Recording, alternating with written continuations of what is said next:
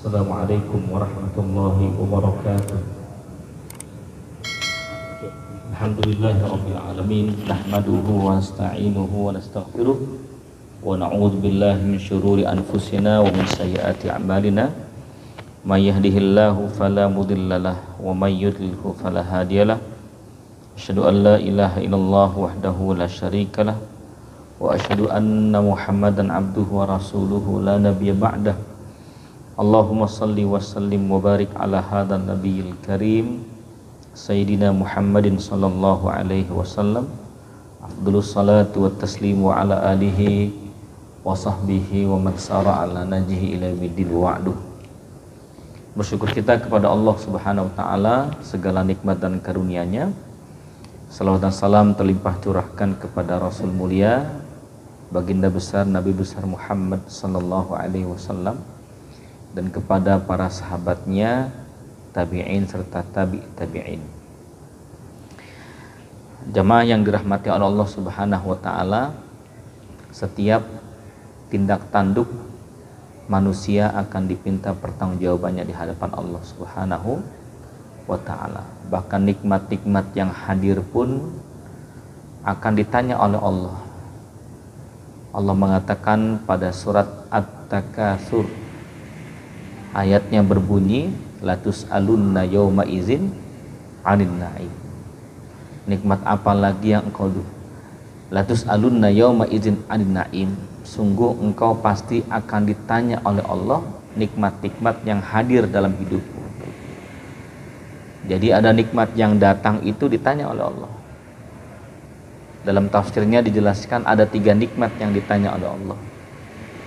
Yang pertama, nikmat air yang masuk ke tenggorokan. Kalau air saja yang cepat masuk ke tenggorokan yang kecil, yang gratis, ya kan ada yang gratis ya, itu ditanya oleh Allah, apalagi makanan yang mahal. Kita lihat artis makan bareng keluarga habis 135 juta. Nah yang ditanya itu bukan hanya sebatas apa yang dimakan, tapi ditanya pula dari mana engkau mencari uang untuk beli makanan tersebut. Ya, zatnya makanan itu ditanya, belinya pakai apa, uangnya uang apa, gitu ya. Bahkan lebih daripada itu, mubazir atau tidak gitu. Maka dalam hadis yang lainnya, fal yal'aqahu aw yuni'aqahu.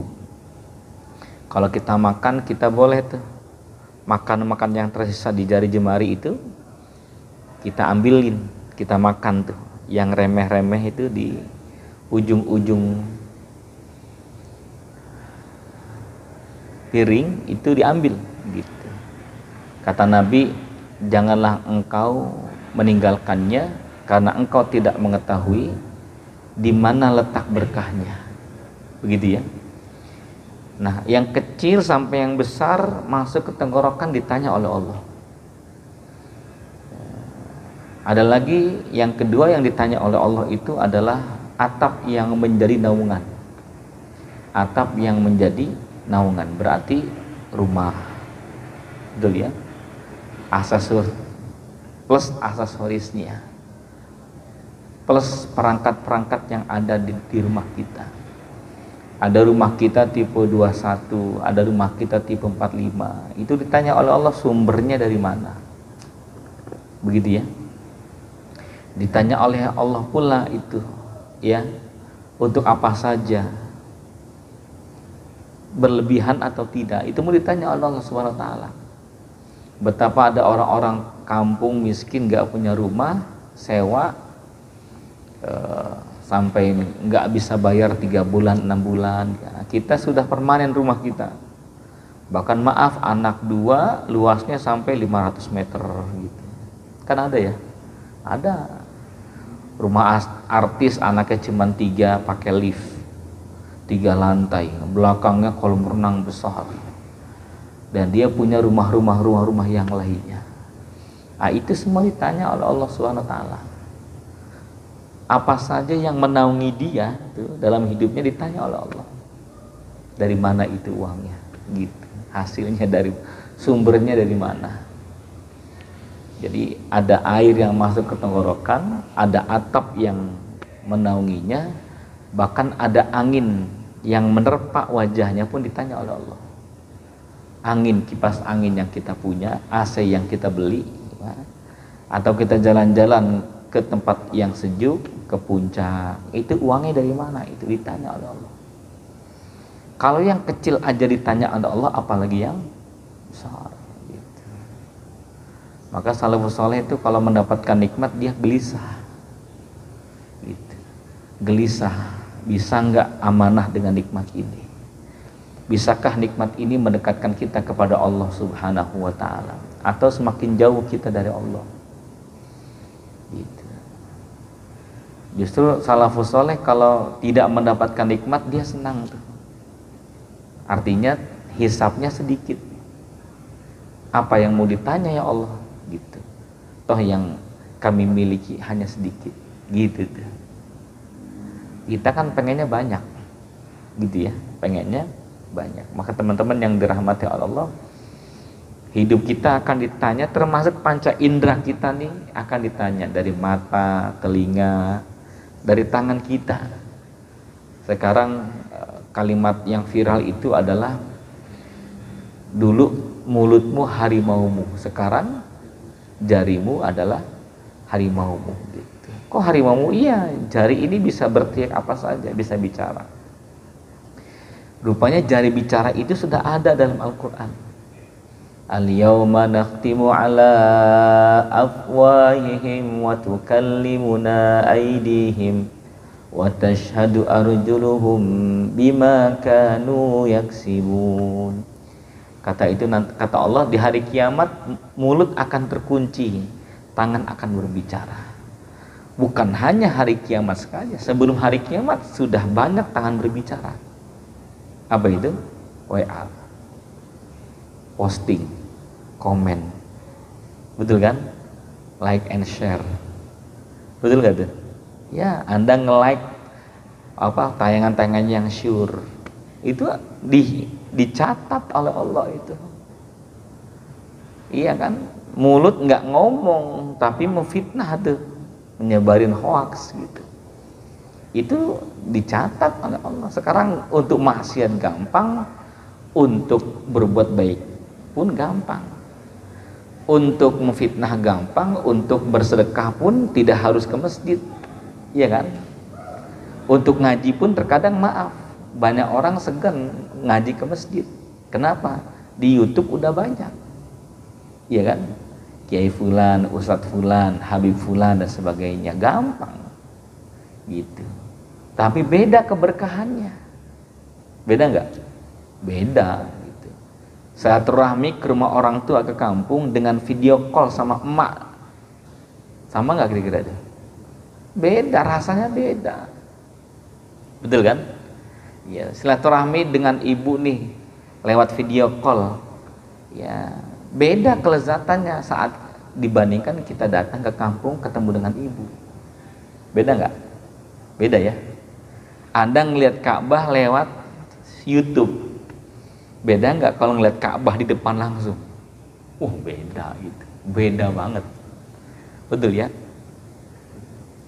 Ngaji di kamar pakai YouTube, itu kan kadang pakai celana pendek, ya nggak pakai kaos, tengkurup miring sana miring sini gitu. Kalau ngaji di sini bisa miring nggak tuh? Tengkurup bisa nggak? Enggak. Maka kualitas pahalanya beda.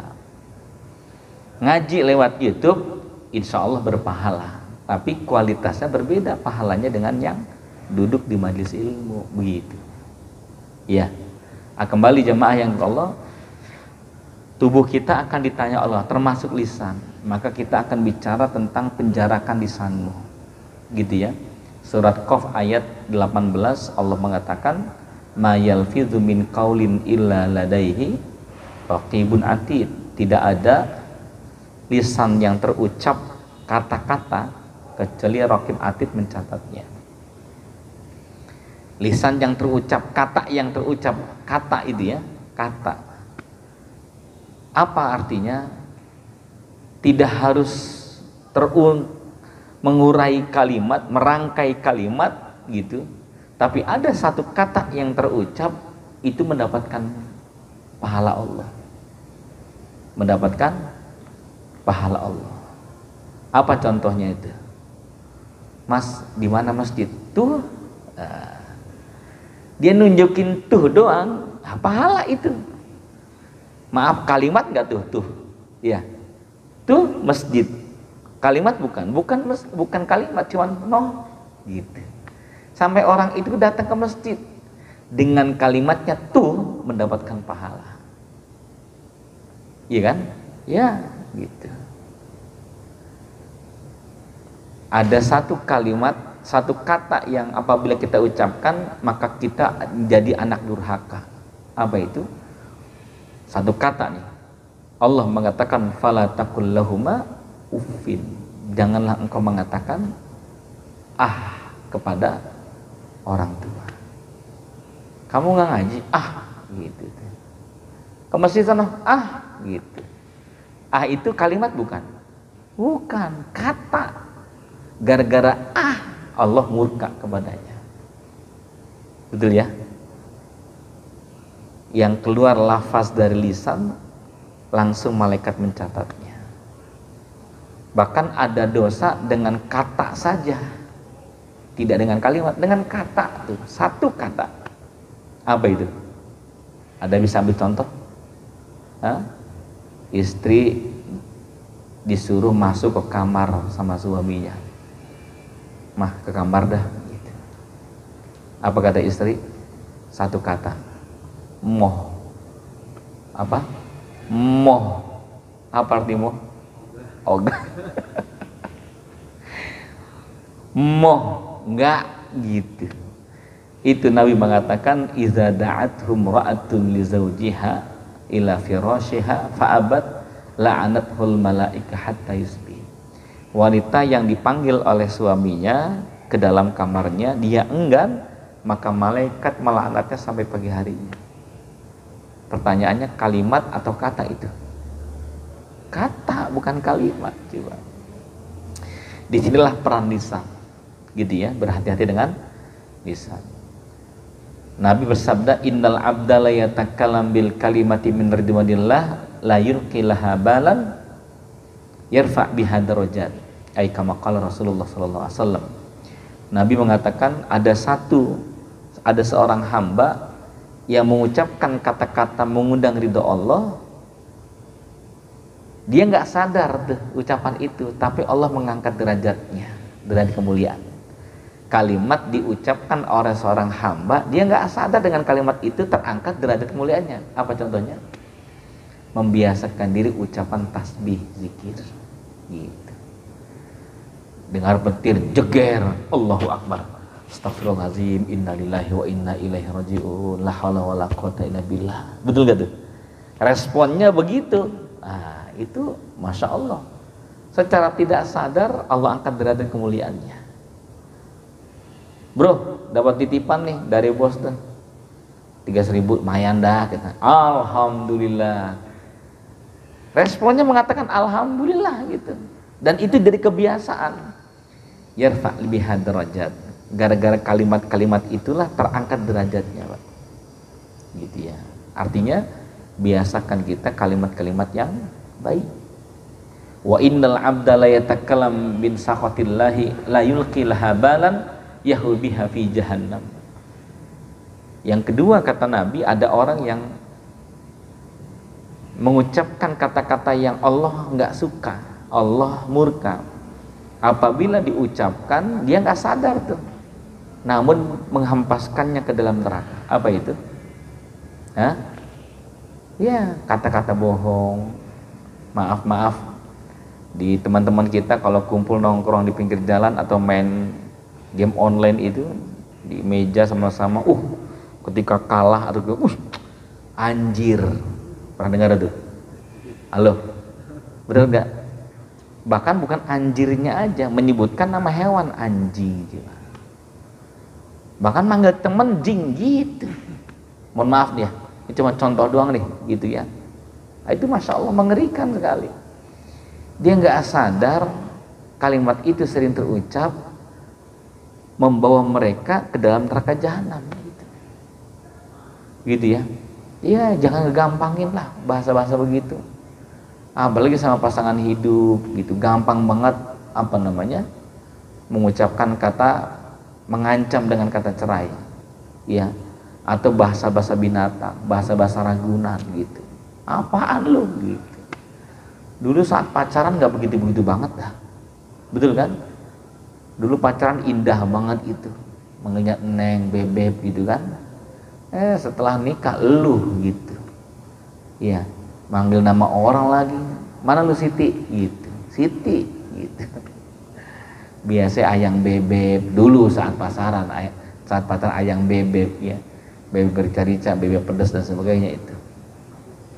Nah jemaah yang dirahmati Allah Ta'ala, kita lihat nih bahaya dosa lisan itu ada 3, terbagi menjadi 3. Yang pertama disebutkan dari bahaya dosa lisan itu ada dosa lisan yang berkaitan dengan agama, ada dosa lisan yang berkaitan dengan pribadi, ada dosa lisan yang berkaitan dengan orang lain. Nah kita lihat nih dosa lisan yang berkaitan dengan agama apa itu? Surat Al-A'raf ayat 33. Wa alla taqulu 'alallahi wa antaqulu 'alallahi ma la ta'lamun.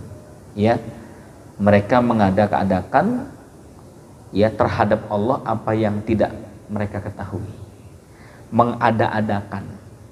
Apa artinya? Mengharamkan yang halal, menghalalkan yang haram. Teman datang ngomong, bro, sekarang lagi musim LGBT nih. Ya, teman kita ada yang lesbian, teman kita ada yang homoseks, itu gimana sih menurut ente? Itu mah udah normal. Namanya fitrah manusia, biasalah, ada banci itu biasa itu mah gitu. Nggak apa-apa, menurut gua sih nggak apa-apa gitu. Jadi gimana hukumnya? Halal udah halal. Coba dia gampang menyebutkan bahasa keputusan kalimat halal. Coba tahu dari mana? Ya agama kita kan agama yang mulia. Agama Islam kan menyentuh seluruh aspek kehidupan ya. Namanya LGBT itu biasa lah, nggak apa-apa kali. Asal jawab dia coba. Padahal merusak fitrah kan. Laki-laki dengan laki-laki. Allah menciptakan Adam dengan Hawa. Nggak ada Adam dengan Asep. Ini maaf yang namanya Asep ini kan. Betul kan? Hadirnya dirinya saja lewat siapa coba? Hadirnya dirinya aja si bencong itu, si banci ya, transgender. Jadi bahasanya dikemas itu dengan bahasa indah, seakan-akan menarik banget itu. Iya, transgender, padahal banci. Iya kan? Zina, iya kan? Dikemas dengan bahasa apa coba? Prostitusi, PSK, betul kan? Iya kan? Iya. Lokalisasi, indah banget itu bahasanya. Lokalisasi. Coba tulisan pelangnya itu dibesar, jujur, tempat perzinahan. Kira-kira ada nggak yang masuk itu? Nggak mau. Bank konvensional luar biasa tuh. Iya.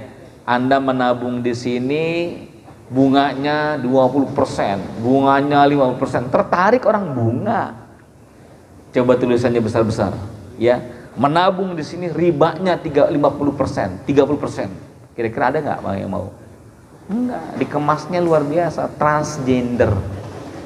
Nah, ketika kita mengucapkan, berani berfatwa mengatakan nggak apa-apa itu, halal udah halal gitu. Sedangkan si banci itu terlahir dari ayah ibunya, betul gak? Iya.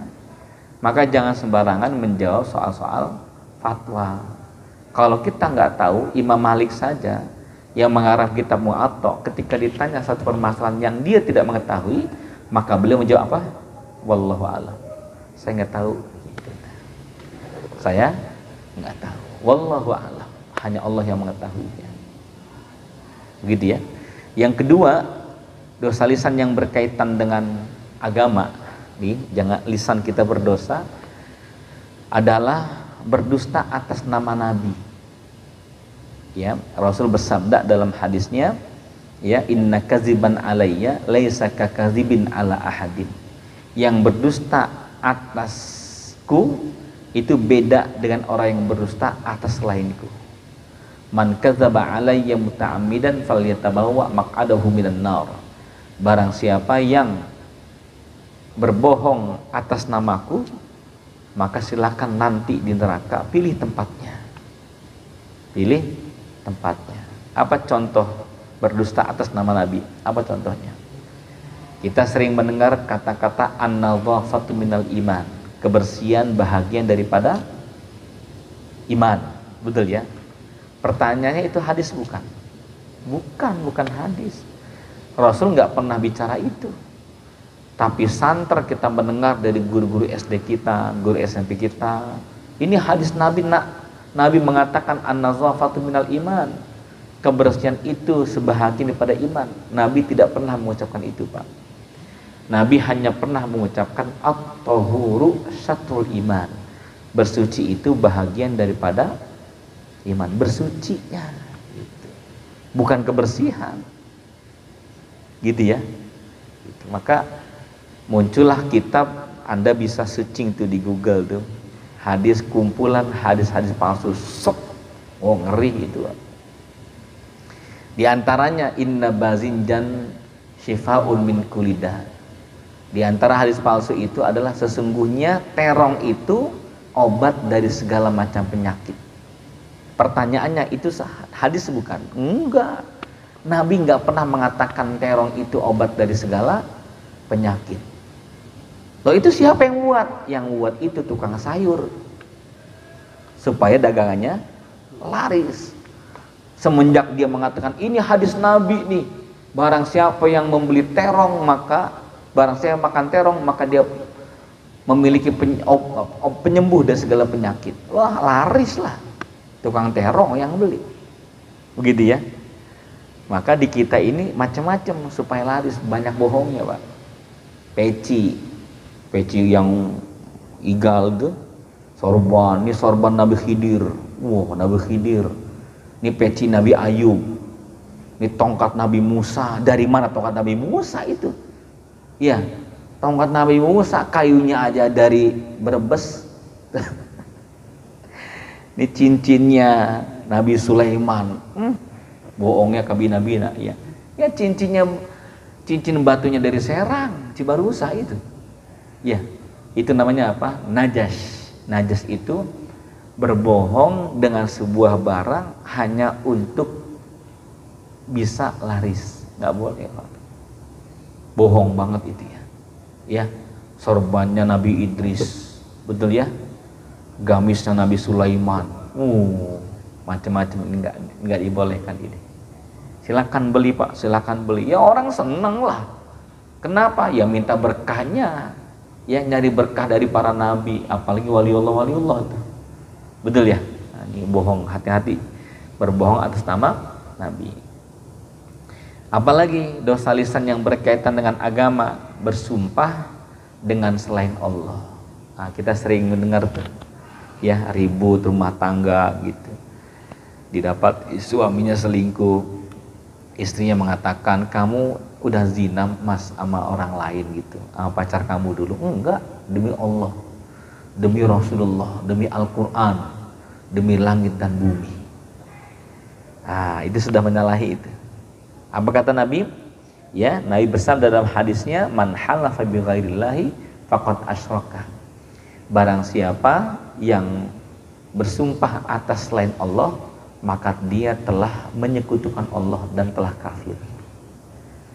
Terus bagaimana yang benar? Yang benar ya sudah, demi Allah aja sudah selesai.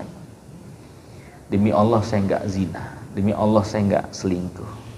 Selesai urusan. Ya, wallahi, tallahi, billahi, itu lafaz yang boleh dipakai. Enggak boleh demi langit dan bumi. Ya, yang boleh hanya Allah saja mengucapkan itu. Was-sama'i zatil burud, was-sama'i wat tariq, wal asri. Betul? Demi masa, demi langit dan bumi. Nah, itu yang boleh, yang lainnya enggak boleh, Pak. Ya. Itu pun kalau memang boleh mengucapkan sumpah atas nama Allah dalam perkara-perkara yang besar gitu. Contoh anak kita nih, pulpennya hilang, betul kan? Di tas anak kita TK, pensilnya hilang, rautannya hilang. Dia datang kepada kita, ayah ambil pulpen aku nggak, pensil aku hilang ayah gitu. Enggak sayang, ayah nggak ngambil. Masa sih ayah nggak ngambil? Demi Allah ayah nggak ngambil.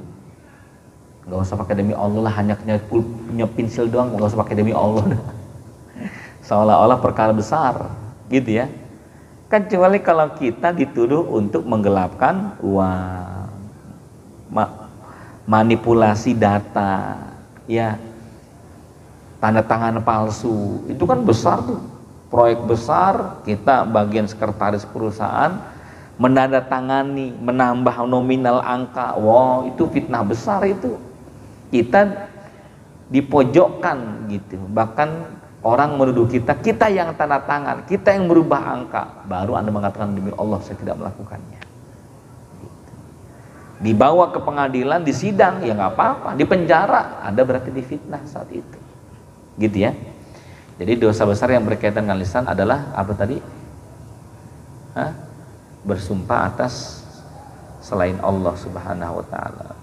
Ada lagi dosa lisan yang berkaitan dengan agama, yaitu mencela zaman, mencela waktu. Ya, apa contohnya? Waduh, ini hari sial banget ini. Pernah gak gitu? Ya, bisnis gua apes banget nih. Apes. Bulan ini bulan sial dah gitu. Itu namanya telah mencela waktu. Apa kata Nabi? Ya, la tasubbud dahra fa innallaha dahrun. Jangan engkau mencela waktu, karena waktu itu milik Allah. Yang salah siapa coba? Yang salah manusianya. Allah nggak pernah salah. Allah maha benar gitu. Kenapa gagal? Ya kita salah sendiri, proposalnya nggak lengkap, kan gitu ya. Kenapa gagal? Ya karena kita bisnisnya dengan orang yang sering bohong gitu. Betul ya? Kenapa gagal? Karena kita lebih banyak ngejar dunianya dibanding akhiratnya gitu. Tapi mengapa yang disalahkan adalah harinya? Hari yang dimiliki oleh Nabi Adam, Nuh, Hud, Soleh, Nabi dahulu itu sama dengan hari-hari sekarang ini. Nggak ada perbedaan. Yang membedakannya adalah saat kita mengisi hari-hari itu. Orang-orang soleh mengisi dengan amal soleh. Nah kita terkadang ada maksiatnya. Orang-orang soleh punya cita-cita sukses dalam hidupnya, maka dagangnya pun dagang yang bener dagang gitu. Nah kalau kita dagang nipu, pengennya dapat untung banyak, akhirnya nipunya kemana-mana. Betul kan? Gitu. Nah, ini Masya Allah harus diperdalam lagi.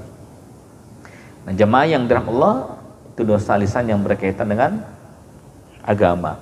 Dosa lisan yang berkaitan dengan diri sendiri, apa itu? Dosa lisan yang berkaitan dengan diri sendiri, al-amru bil ma'rufi, ya,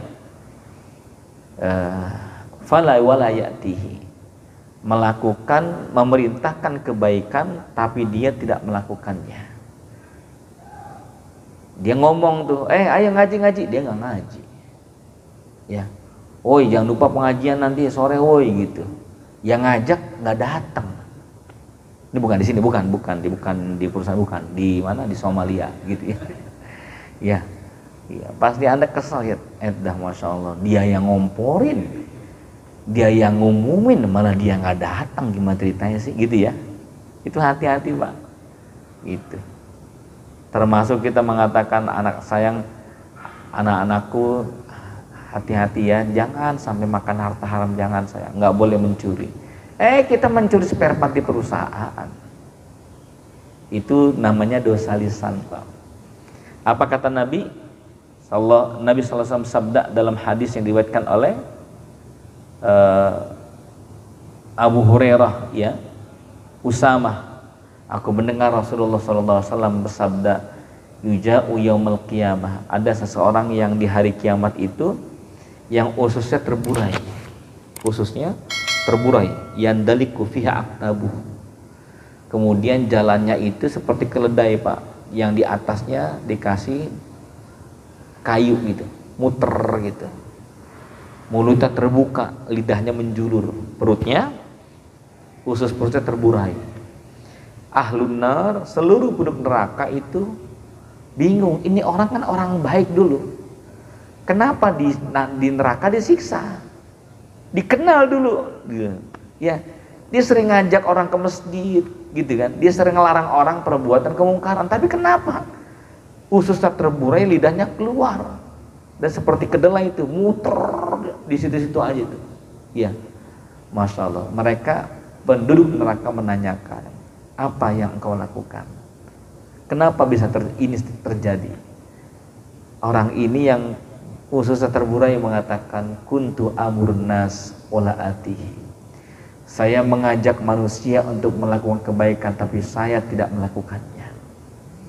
Dan saya melarang keburukan kepada orang lain, tapi saya sendiri yang melakukannya. Hati-hati itu, Pak. Ya, ini nasihat untuk saya pribadi dan teman-teman semuanya. Penting begitu. Nah, masya Allah. Ada sebuah komplek perumahan di sekitar Cikarang.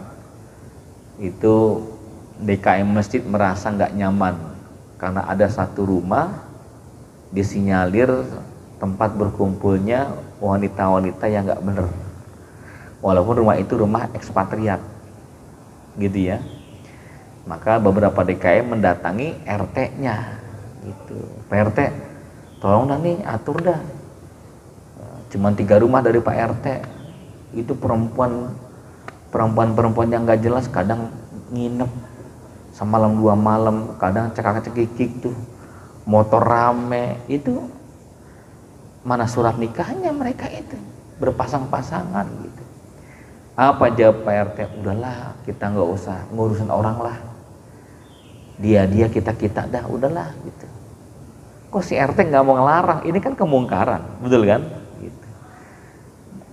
Ditelepon oleh DKM minggu berikutnya, lagi-lagi jawabannya sama, udahlah kata, nggak usah direpotin lah, masing-masing aja Pak Haji gitu. Tambah lama tambah banyak tuh, akhirnya DKM ngegerbek, ya razia tuh, masuk ke dalam, kaget ada PRT di dalam. Pak RT sedang menikmati seorang wanita, coba tuh bayangkan itu. Pak RT-nya yang make, pantas dia mempertahankan. Paham di sini? Halo, paham gak nih? Ini masih hidup gak nih? Ini jamaah sampai 300 orang nih, perwakilan 1 orang 100 gitu ya. Gitu. Jadi dosa lisan berkaitan dengan pribadi, apa tadi?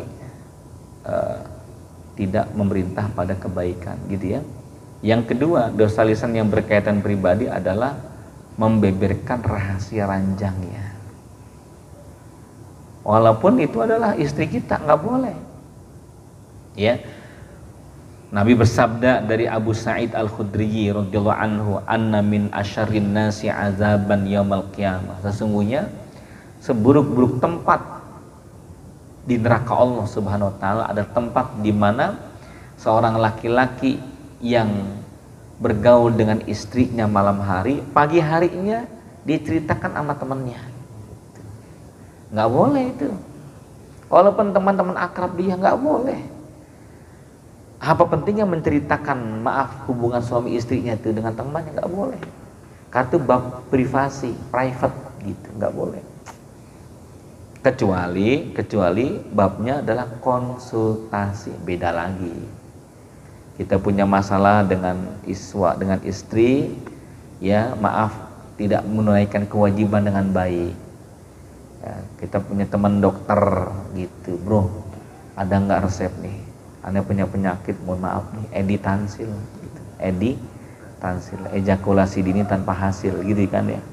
Iya, boleh nggak tuh? Boleh. Kenapa? Konsultasi, boleh, gitu ya.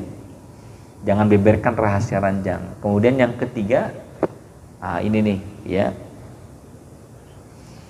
dosa lisan berkaitan dengan diri sendiri adalah membongkar aib diri sendiri setelah ditutupi oleh Allah Subhanahu wa taala. Setelah ditutupi oleh Allah aibnya telah ditutupi oleh Allah Subhanahu wa taala. Gitu. Apa kata Nabi dalam sebuah hadis? An Salim bin Abdullah radhiyallahu anhu qala sami'tu Abu Hurairah radhiyallahu anhu yaqulu innalillahi ya in kana yaqulu inna kulla ummati mu'afin yaumal qiyamah mu'afin illal mujahirin. Apa kata Allah dalam hadis kursinya? Nabi bersabda, Allah mengatakan sesungguhnya Nabi mengatakan sesungguhnya umatku di hari kiamat seluruhnya mendapatkan maaf dari Allah kecuali mujahir. Apa itu mujahir? Mujahir itu adalah orang-orang yang melakukan kemaksiatan. Perhatikan nih, halo. Mujahir itu adalah orang yang melakukan kemaksiatan, ya, malam hari ditutupi oleh Allah, tapi siang hari dia buka tuh sama orang lain. Halo, paham gak kira-kira? Ya, seorang laki-laki pulang dari kantor, berkencan dengan teman satu kantornya, check in ke hotel, pulang ke rumah, istrinya senyum dengannya, anak-anaknya meluk tubuhnya. Berarti kan anak istri nggak tahu tuh kalau ayahnya, kalau suaminya ini bermaksiat. Allah tutupi aibnya. Pagi-pagi ke kantor dia ngomong sama teman-temannya, waktu di malam kencan sama si itu tuh, mantep banget, masya Allah. Namanya apa? Mujahir. Malam sudah Allah tutupi sampai istrinya mencintainya, anaknya rindu dengannya, istrinya sampai meluk dirinya. Paginya dia bangga, dia maksiat, dia buka maksiat dia kepada orang lain. Nggak boleh itu, nggak boleh itu. Termasuk mujahir itu adalah apa? Terang-terangan makan di siang hari Ramadan. Terang-terangan siang hari Ramadan itu mujahir, Pak. Termasuk yang main TikTok dengan dengan porno aksi. Dia pakai gaun ketat dia, atau na'udzubillah pakaian bikini, atau sampai porno gitu kan, sampai dia bangga banget melihat likes-nya, viewersnya, tolong komen, minta di komen, masya Allah. Dia bangga dengan maksiatnya, dengan lekak-lekuk tubuhnya dipertontonkan. Allah karim, itu namanya mujahir. Mujahir, Pak. Allah tidak akan memaafkan dia dari kiamat. Namanya dosa lisan. Dia telah ditutupi aibnya, dia bangga ngomong sama teman-temannya gitu.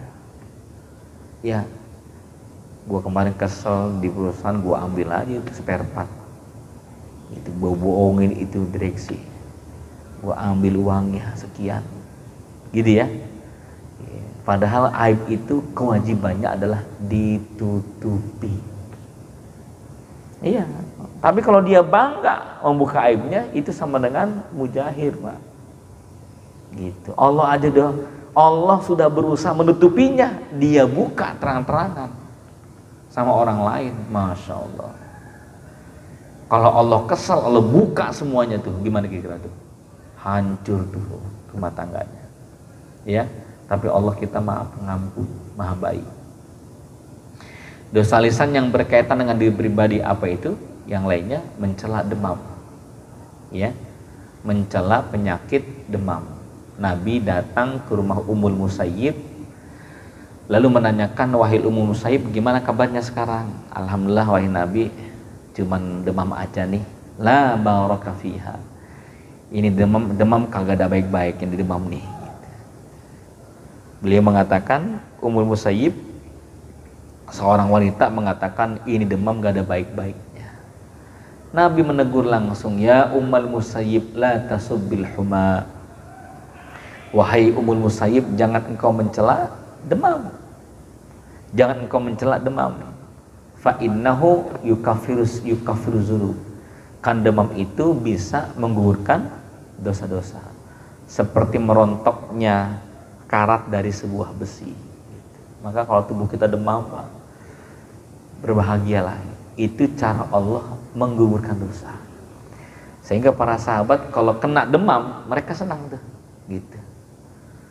Demam nih, senang. Nabi panas, demam tuh menjelang kematiannya. Masya Allah, Umar bin Khattab menjenguknya, selimut Nabi tebal, 2 rangkap. Kemudian Umar memegang atasnya, tangannya langsung diangkat gitu tuh. Kata Umar, apa ini wahai Rasul? Rasul mengatakan, kalau aku panasnya, kalau umatku panasnya 39, 38 gitu ya, maka aku 2-3 kali lipat. Ujian Nabi lebih 2-3 kali lipat dari umatnya. Kita kalau megang panas anak tuh 39 tadi panik, betul kan? 40 gitu. Berarti kalau kali 2 berapa? 90, angus, betul ya kan? Nah, itulah panasnya salafus saleh gitu. Maka panas itu, demam itu penggugur dosa. Nah, jamaah yang dirahmati oleh Allah Subhanahu wa taala, amalan berikutnya adalah dosa lisan yang berkaitan dengan agama sudah. Dosa lisan berkaitan dengan pribadi sudah. Yang ketiga, dosa lisan yang berkaitan dengan orang lain. Apa itu? Puncaknya adalah ghibah. Ghibah itu gosip, digosok makin sip, gitu ya. Gitu. Apa pengertian ghibah? Nabi mendefinisikan ghibah itu zikruka akhoka bima yakur. Engkau menyebutkan sesuatu yang ada pada temanmu, ya. Tapi kalau dia ngedenger, dia nggak suka, itu kamu dosa tuh. Iya kan? Si mancung, betul dia mancung, tapi dia nggak suka disebut si mancung, gitu. Gitu. Dia maunya disebut si panjang, gitu.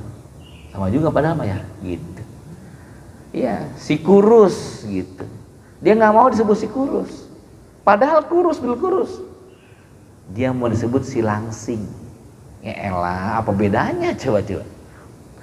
Kan hati manusia nggak tahu nih. Maka definisi Nabi cakep banget itu, Masya Allah. Nabi kita Allah Karim itu membuat definisi tepat, pas banget. Zikruka akhoka bima yakra. Engkau menyebutkan sesuatu yang ada padanya, kalau dia mendengarnya dia nggak suka, engkau dosa. Kalau menyebutkan sesuatu yang ada padanya dia suka, maka engkau nggak dosa. Dut, dari mana Dut? Hatinya mengatakan, biasa aja gua. Senang dipanggil gendut, nggak dosa Pak. Tapi kalau satu kali dia dipanggil gendut dia nggak suka, dosa kita. Maka jangan mudah menyebutkan nama lakop, si gendut, si doer, si picek, betul kan? Si pincang. Kalau dia nggak suka, dosa. Si pincang datang. Betul dia pincang. Tapi hari itu dia lagi nggak mood, nggak mau tuh disebut si pincang. Tiba-tiba kita panggil, pincang sini gitu. Mukanya berubah, gitu ya. Nggak suka, nggak ridho. Maka ketika kita menyebutkan si pincang itu hari itu dosa kita. Kenapa? Hari itu dia nggak ridho, dia nggak suka disebut si pincang. Tuh Pak, betapa kita perlu menjaga lisan dengan baik. Nggak mudah Pak. Menyebutkan sesuatu yang ada padanya yang dia nggak suka, dosa. Menyebutkan sesuatu yang ada padanya tapi dia suka, maka tidak dosa. Menyebutkan sesuatu yang tidak ada padanya, maka sebutannya fitnah. Kan nggak ada padanya, gitu. Itu si mantan perampok, padahal nggak ngerampok dia. Fitnah nggak tuh? Fitnah. Si keling, padahal putih. Fitnah nggak tuh? Fitnah. Cuman manusia terkadang ketika dihina nggak sadar bahwa itu adalah gambaran yang sebenarnya. Betul nggak tuh? Iya kan? Tuh lihat tuh yang sering berbohong. Tuh lihat tuh si cerewet. Kedengeran dia, siapa yang bilang si cerewet? Siapa? Saya bilang cerewet. Saya nggak cerewet kok. Saya ngomong apa adanya. Ya itu barusan cerewet itu. Betul kan? Ada kalanya nilai orang lain kepada kita adalah gambaran yang sebenarnya. Gitu kan? Ada kalanya cacian orang lain kepada kita adalah gambar yang sebenarnya. Sebaliknya, ada kalanya pujian orang lain terhadap diri kita adalah gambaran yang bukan sebenarnya. Bro, oh mantep. Ana lihat ente itu sering puasa. Saya dengar dari teman tuh ente sering puasa Senin Kamis. Bahkan dengar ente puasa Nabi Daud. Bahkan lebih daripada itu. Ente puasa Nabi Su'eb ya. Saking tingginya Daud Su'eb gitu ya. Padahal nggak ada, mentoknya di Daud doang gitu. Ya, kita udah bangga aja. Enggak ya, namanya juga orang mau jadi orang baik Pak ya, nah belajar. Padahal nggak puasa. Iya, pujian orang lain kepada diri kita terkadang bukan gambaran yang sebenarnya. Ente rajin banget pengajian, ente orang yang jaga mata, jaga hati, padahal bohong semuanya. Betul kan? Padahal nggak benar tuduhannya. Maka ketika orang memuji kita, ya sebenarnya itu maaf gitu. Itu bukan gambaran kita sebenarnya. Maka jangan meninggi hati kita. Dan saat orang mencela kita, janganlah marah. Bisa jadi itu gambaran sebenarnya tentang diri kita. Betul lagi kita tuh. Ya. Maka hati-hati dengan ghibah ya gitu. Ghibah itu hukumnya apa? Halo. Hukum asal ghibah, membicarakan aib orang tuh apa hukumnya? Hah? Loh, hukumnya haram. Iya.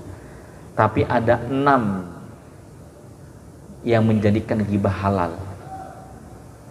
Seluruh ghibah menyebutkan aib orang, ya, si pincang, si gendut gitu ya. Sebetulnya haram, Pak, nggak boleh. Tapi boleh karena 6 hal. Menjadi halal karena 6 hal. Yang pertama adalah mutazallimin.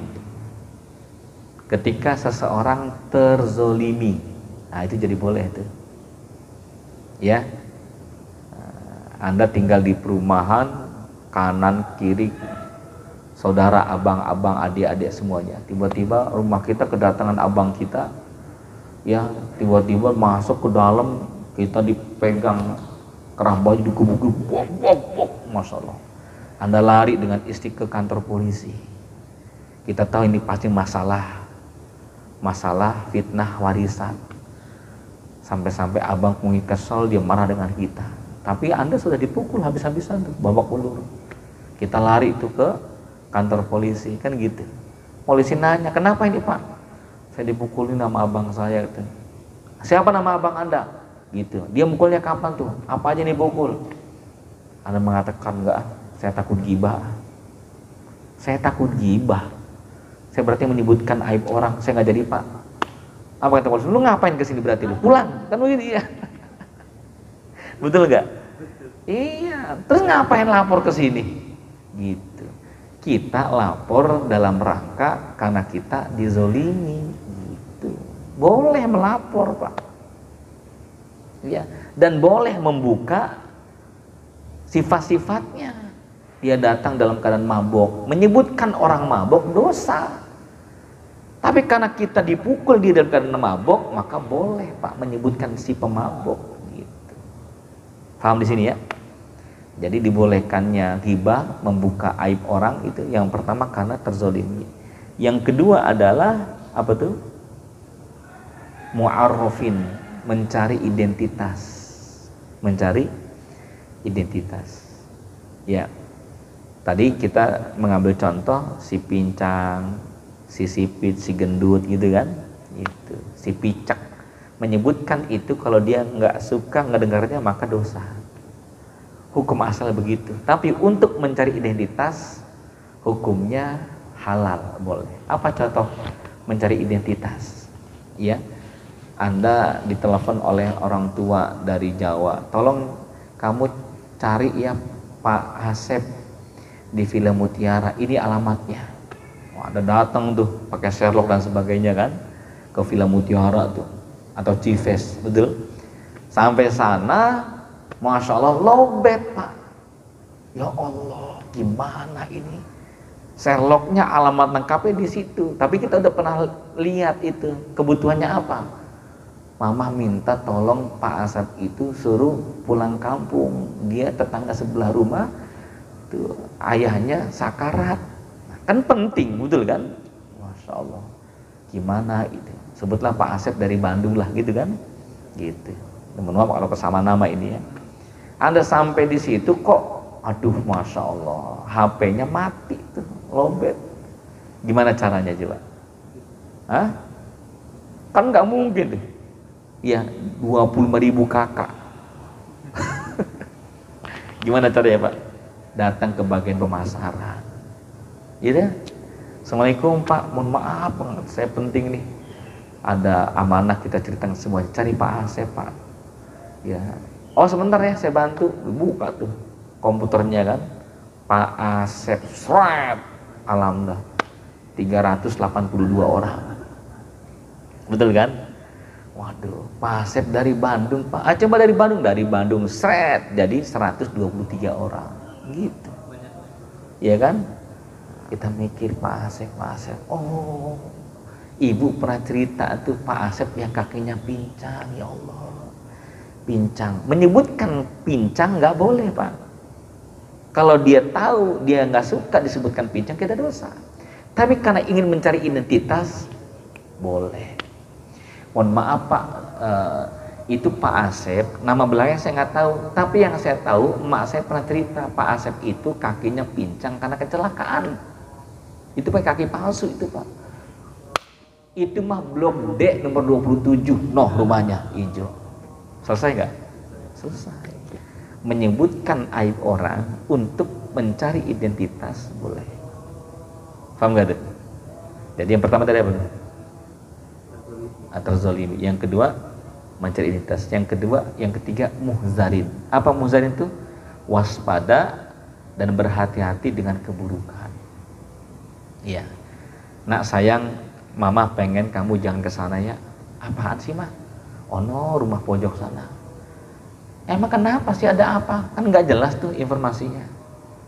Itu kan ada rumah anak muda. Iya, saya tahu dia itu si Fulan gitu. Si Jaja kan, iya.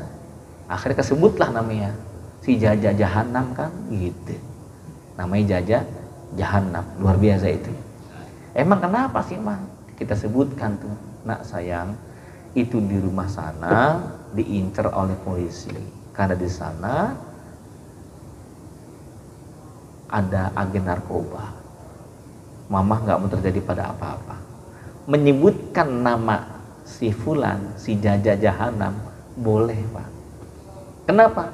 Agar anak kita hati-hati bahwa dia adalah agen narkoba. Boleh. Muhzarin. Bahkan mujahid fisk. Yang keempat adalah apa tuh? Dia terang-terangan dia maksiatnya tuh. Kita pernah lihat dia sedang sakau, linting ganja gitu. Maka saya boleh mengatakan kepada Anda tuh, kalau Anda melihat nanti pesta demokrasi, ada caleg-caleg yang Masya Allah tiap musim politik aja dia nongol, iya kan? Ke masjid jarang, kerja bakti jarang, ujung-ujungnya datang saat musim kampanye tuh, pesta pemilu demokrasi.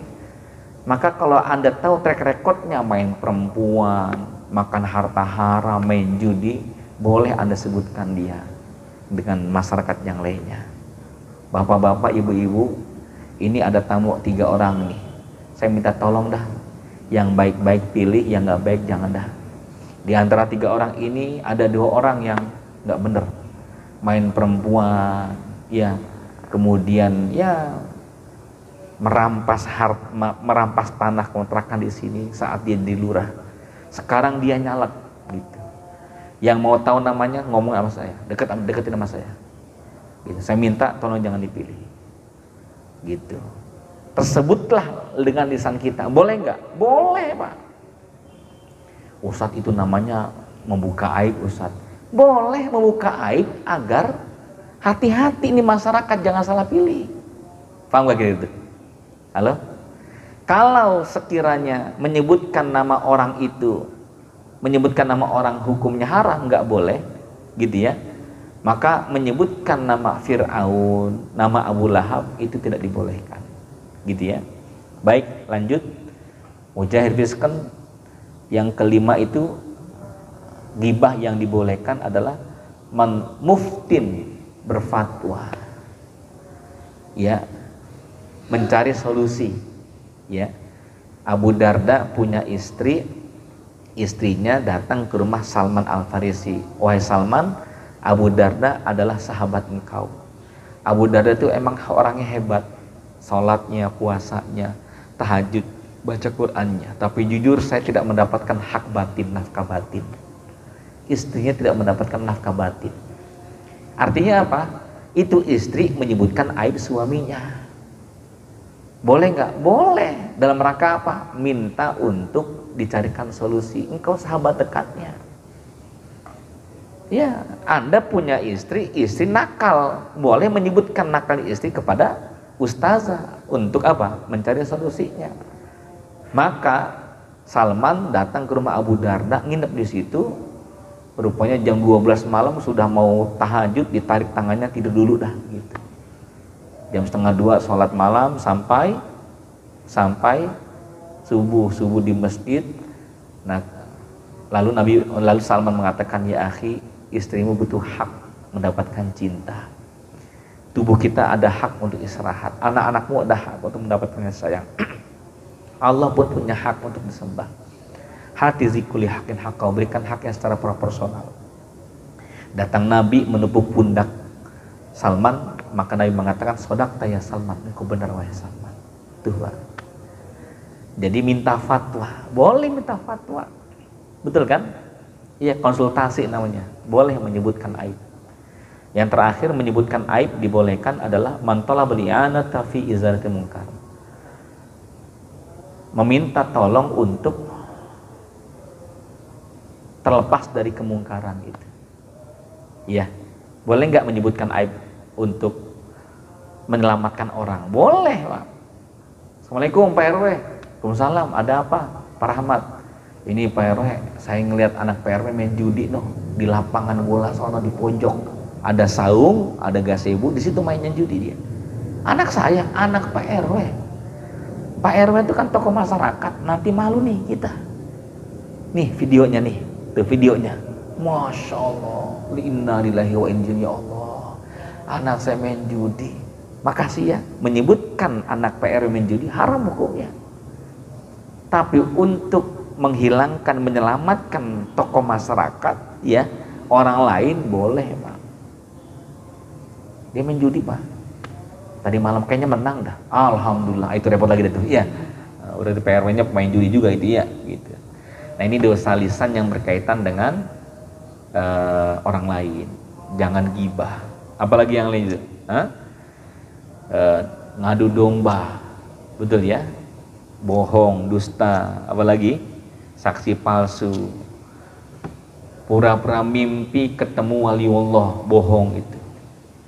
Tenang, saya jamaah, saya ini mendapatkan wahyu dari Jibril dan Muhammad datang kepada saya. Ya, mimpi, ngaku doang, padahal nggak sebenarnya itu. Ada nggak begitu tuh? Ada kan ngaku? Gitu. Apalagi ngimpinya dijadikan hukum. Ya, adik-adiknya dikumpulkan semuanya. Abang mau ngomong, nih bapak ibu sudah meninggal dunia. Abang tadi malam mendapat mimpi dari ayah, almarhum ayah. Ayah bilang, seluruh warisan tolong kamu pegang semua. Saya disuruh megang warisan semuanya. Ini amanah ayah tercinta. Udah adik-adik silahkan pulang semuanya. Terima nggak kira? Nggak bisa. Zaman sekarang mimpi nggak bisa dijadikan sandaran hukum, nggak boleh itu. Ya, aduh, masya Allah tuh. Ya, janji bohong dan berbohong atas barangnya agar terjual laris. Ya, sampai mengatakan ini barang mahal, ini barang istimewa. Setelah dibuka reject, maka dosa gitu. Hukumnya haram. Ya, gitu. Baik, teman-teman yang Allah, semoga bermanfaat. Astagfirullahaladzim. Assalamualaikum warahmatullahi wabarakatuh.